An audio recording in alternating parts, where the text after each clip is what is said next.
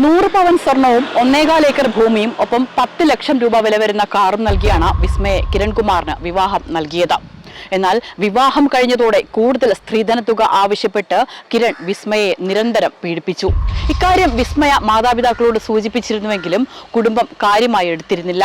ഒടുവിൽ ഭർതൃപീഡനം സഹിക്കവയ്യാതെ വിസ്മയ കിരണിന്റെ വീട്ടിൽ തൂങ്ങി മരിച്ചു. ഇതിന് പിന്നാലെയാണ് കിരൺകുമാറിനെ ഒന്നാം പ്രതിയാക്കി പോലീസ് കേസെടുത്തത്. കേസിൽ 10 വർഷത്തെ തടവും 12.5 ലക്ഷം രൂപ പിഴയുമാണ് വിചാരണ കോടതി വിധിച്ചത്. എന്നാൽ ഈ ശിക്ഷാവിധി മരവിപ്പിക്കണമെന്നാവശ്യപ്പെട്ടുകൊണ്ടാണ് കിരൺകുമാർ സുപ്രീം കോടതിയിൽ ഹർജി നൽകിയിരിക്കുന്നത്. തീർത്തും മാധ്യമ വിചാരണ തന്നെയാണ് കുറ്റക്കാരനാക്കിയതെന്നാണ് ആവർത്തിച്ച് പറയുമ്പോഴും പൊലിഞ്ഞുപോയത് ഏറെ സ്വപ്നങ്ങളുമായി കയറി ചെന്ന ഒരു പെൺകുട്ടിയുടെ വിലപ്പെട്ട ജീവനാണ്. കിരൺകുമാർ കഴിഞ്ഞ ദിവസം ഇത്തരത്തില് സുപ്രീം കോടതിയിൽ ഒരു ഹർജി സമർപ്പിച്ചിരിക്കുന്നല്ലോ. അപ്പൊ ഈ ഹർജിയിൽ തനിക്കെതിരെ തെളിവുകളില്ല, അല്ലെങ്കിൽ ഇത്തരത്തിലൊരു കുറ്റം ആരോപിക്കാൻ പറ്റില്ലെന്നാണ് അദ്ദേഹം പറയുന്നത്. അപ്പൊ എങ്ങനെയാണ് അച്ഛൻ ഈ ഒരു വിഷയത്തിൽ പ്രതികരിക്കുന്നത്? ഞാൻ അതിന് തെളിവില്ല എന്ന് പറയുന്നത് നമ്മള് ഒന്നുമില്ലാതെ കോടതി ഒന്നും കാണാതെ നമ്മള് ശിക്ഷിക്കില്ലല്ലോ. കോടതി എന്ന് പറയുമ്പോഴത്തേക്ക് അവന്റെ വക്കീൽ എന്ന് പറയുന്നത് പ്രതാപ് ചന്ദ്രൻ എന്ന് പറഞ്ഞാൽ അങ്ങേര് ഏറ്റവും സീനിയർ ആയിട്ടുള്ള ഒരു വക്കീലാണ് കൊല്ലം ഇതിനകത്തുള്ളത്. പുള്ളിക്കാരന്റെ ചോദ്യങ്ങളും ബാക്കിയുള്ള കാര്യങ്ങളും ഒക്കെ കേട്ട് കഴിഞ്ഞാൽ നമ്മളാണ് എന്തോ തെറ്റ് ചെയ്തെന്ന് തോന്നുന്നത്.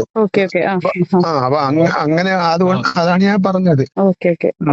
അപ്പൊ ഒരു കാരണവശാലും നമുക്ക് ഞാൻ ഇന്നലെയും ഇന്നും ഒക്കെ നമ്മള് പബ്ലിക് പ്രോസിക്യൂട്ടറുമായിട്ട് സംസാരിച്ചായിരുന്നു. അപ്പൊ പുള്ളിക്കാരൻ പറയുന്നത് ഒരു കാരണവശാലും നമുക്ക് എതിരായിട്ട് വരാൻ വഴിയില്ല എന്നാണ് പുള്ളി പറയുന്നത്. പിന്നെ എല്ലാം വടക്കേ ഇന്ത്യയിലുള്ള ജഡ്ജിമാരല്ലേ.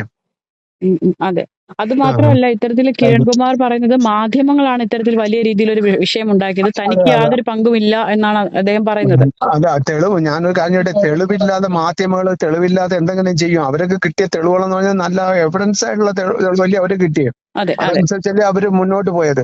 ആ മീഡിയ എന്ന് പറയുന്നത് വേറെ നിസ്സാരമൊന്നും അല്ല. നമ്മൾ തെറ്റ് ചെയ്താലേ അവര് പിടിക്കുള്ളൂ. അല്ലാതെ ഇപ്പം തന്നെ നമ്മൾ ഒരുപാട് കേസുകളും നമുക്കറിയാം. എല്ലാ കേസും പൊക്കി വരുന്നത് ഈ മീഡിയ ഉള്ളതിനെ കൊണ്ട്. പണ്ടൊക്കെ ഇതിന് ഇപ്പുറം ഉണ്ടായിരുന്നു. അന്നൊന്നും ഒന്നും ആരും അറിയപ്പെട്ടില്ല. ഇന്ന് അറിയപ്പെടുന്നതെന്ന് പറഞ്ഞാൽ മീഡിയ കാരണമാണ്.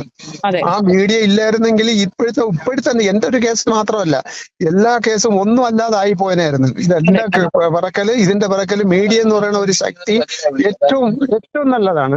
അവരാണ് ഈ കേസുകളെല്ലാം മുന്നോട്ട് പോകുന്നത്. ഇപ്പം തന്നെ നമ്മളെ ഈ ലഹരി വിമുക്ത കേരളം എന്ന് പറയുന്നതിനകത്തും ഏറ്റവും കൂടുതൽ നിൽക്കുന്നതെന്ന് പറഞ്ഞാൽ ഈ മീഡിയയാണ്. മീഡിയയാണ് എല്ലാ കേസുകളും വെളിയിൽ കൊണ്ടുവരുന്നത്. ഓക്കെ, അപ്പൊ ഈ വിഷയത്തിൽ കോടതി എന്തായാലും നമുക്ക് എല്ലാവർക്കും അറിയാവുന്ന ഒരു കാര്യമാണ്, കിരൺകുമാർ 100% പ്രതിയാണ്. അതുകൊണ്ട് തന്നെ ഈ ഒരു വിഷയത്തിൽ ഏതറ്റം വരെ പോകും എന്നുള്ള നിലപാടിലാണോ അച്ഛൻ? തീർച്ചയായിട്ടും അവൻ പോയിട്ട് അങ്ങനെ മീഡിയയുടെ ഒരു സപ്പോർട്ടോടുകൂടിയാണ് ഈ കേസ് മുന്നോട്ട് വന്നതെന്ന് സുപ്രീം കോടതി കണ്ടെത്തുന്നെങ്കിൽ തീർച്ചയായിട്ടും ഞാൻ അനുകൂലിച്ചോളാം. എനിക്കതിൽ വിഷയമില്ല. പക്ഷെ എനിക്കൊരു വിധി ന്യായം ഉണ്ട്. അത് ഞാൻ നടപ്പിലാക്കും തീർച്ചയായിട്ടും. കോടതിയും നമ്മളെ സമൂഹത്തെയും നമ്മൾ മാനിച്ച് നമ്മൾ മുന്നോട്ട് പോകണതാണ്. അപ്പൊ കോടതിയും അപ്പൊ അവിടുന്ന് വേറെ ഒരു ലെവലിലായിട്ട് അവൻ ഇറങ്ങുന്നെങ്കിൽ ഇറങ്ങിക്കോട്ടെ, ഞാൻ സന്തോഷപൂർവ്വമായിട്ട് സ്വീകരിക്കും അവനെ. നന്ദി സർ. Thank you. ഇനി ഒരു പെൺകുട്ടിക്കും ഇത്തരത്തിൽ ഒരവസ്ഥ ഉണ്ടാകരുത് എന്ന് ഒടുവിലായി ഞങ്ങൾ പറയുമ്പോഴും ഇത്തരം ഗാർഹിക പീഡനങ്ങൾക്കും സ്ത്രീധന പീഡനത്തിനും ഈ നാട്ടിൽ കുറവൊന്നുമില്ല. ഇതിന് തടയിടാൻ ഇവിടുത്തെ സർക്കാർ സംവിധാനങ്ങൾ ശ്രമിക്കുന്നുമില്ല. ക്യാമറമാൻ അൻഷാദ് മാസ്മരിക്കൊപ്പം ബിൽവനിത്സൻ, വിസ്മയ ന്യൂസ്.